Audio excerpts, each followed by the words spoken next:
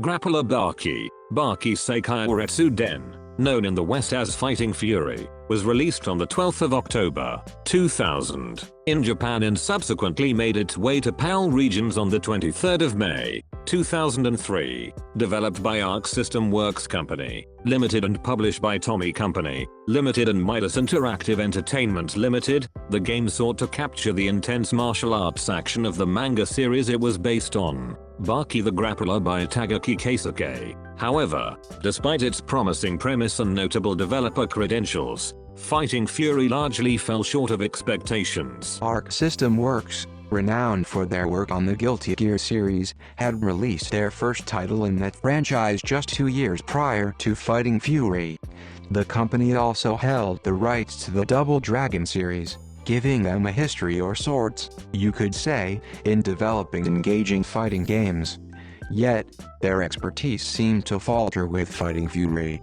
The game struggled to find its audience, whether the license it was using wasn't that hot after all, or other stuff going on in the shadowy and inhumanly narrow back halls of certain manga publishing studios, we'll get into soon, or maybe won't. Maybe one of the reasons Fighting Fury saw a budget release in the West was its difficulty. Even on the easiest settings, the game is bollocks-achingly challenging, primarily due to the cheap AI, which is of course always the secret sauce to making a Japanese game fun. Opponents often felt unfair, coupled with mechanics that were frustrating rather than rewarding, unable to decide what kind of fighting game it wants to be. So instead steals from a shitload of 2-dimensional and 3-dimensional ones, in the hope that something will stick. It does not. In a genre where fluid and responsive controls are paramount, Fighting Fury felt clunky and unrefined. The combat system lacked the depth and polish seen in other fighting games of the era, particularly when you consider that this is made by the Guilty Gear people.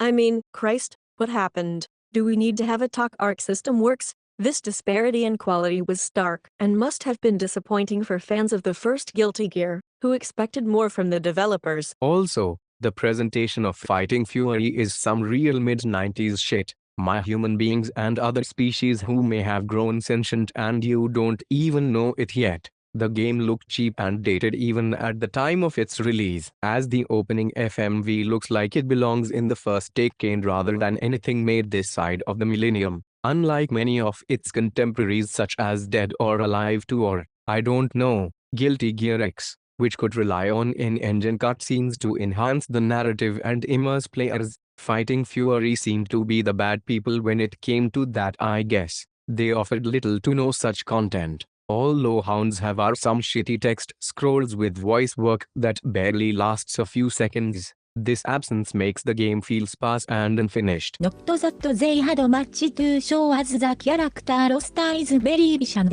Compiling of several homages, let's say, of Japanese wrestlers such as Giant Baba and some others that are so crap and generic looking. You'd think they were made in some fighting game equivalent of RPG Maker, which actually does exist and was released as Fighter Maker in the year of our Jigglypuff 1998 on the original PlayStation. Wow, look, there was even a sequel released in 2002 on the PS2. Fuck my cock, that is some dope trivia right there. The roster in Fighting Fury is lackluster, failing to capture the rich variety of personality of the source material's characters, or the manga itself might be shit. I don't know.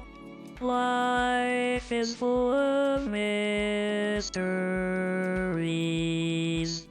This was a significant letdown, as a compelling character selection is a cornerstone of any successful fighting game. Music in Fighting Fury was equally unimpressive. In fighting games, memorable soundtracks can elevate the gameplay experience, adding energy and excitement to battles. Unfortunately, the music in Fighting Fury was largely forgettable, doing little to enhance the overall atmosphere of the game. This bland audio presentation further contributed to the game's inability to engage players fully.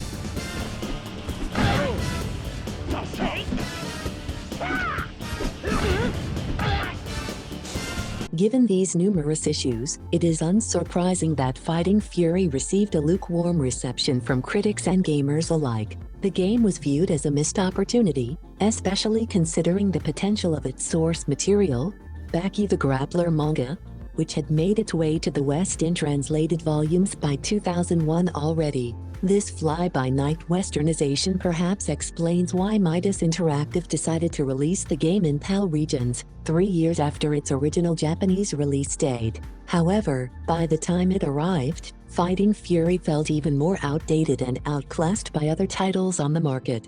This shit makes Tekken 4 look like Street Fighter 2. Despite its connection to a hit manga series and the pedigree of its developer, Fighting Fury failed to leave a lasting impact. The game's difficulty, unrefined mechanics, and lack of polish overshadowed its few strengths. While die-hard fans of Baki the Grappler might find some nostalgic value in it, for most players, Fighting Fury is a title best left in the past, along with its punishing difficulty and unsatisfying mechanics, as well as its poor presentation and uninspiring music. Arc System Works, a developer capable of creating dynamic and engaging fighting games, seemed to have missed the mark with this title, a mediocre footnote in a beloved fighting game developer's history.